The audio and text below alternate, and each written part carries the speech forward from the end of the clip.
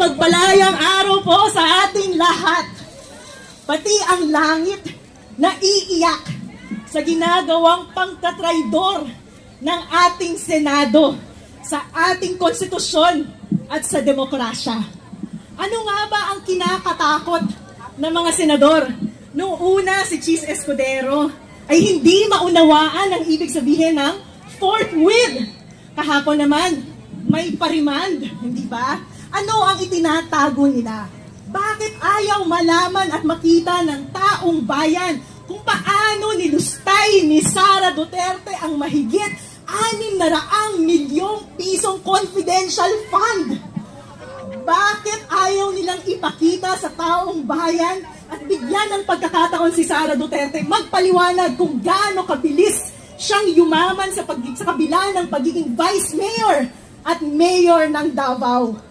Bakit ayaw nilang ipaalam sa taong bayan ang mga korupsyon na nangyayari sa Department of Education nung siya ay secretary ng DepEd?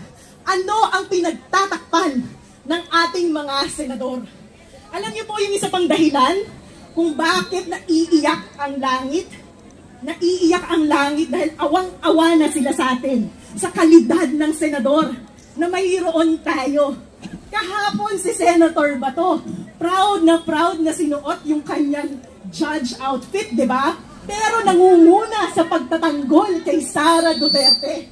Nakalimutan niya yata kung ano ang ibig sabihin ng senator judge. Baka dapat mag-resign na siya para mag-abogado kay Sara Duterte. Hindi ba? Yung pangalawa kong tanong, may dala ba kayong popcorn? Akala ko kasi may watch party tayo ngayon at magpapasunog si Robin Padilla. Kaya ako nandito eh. Nasaan na yung magpapasunog? Diba?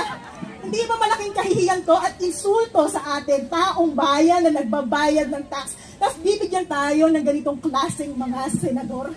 Kaya narito tayo ngayon para sabihin sa mga senador at iparinig sa ating mga kababayan na walang puwang sa demokrasya ang mga duwag.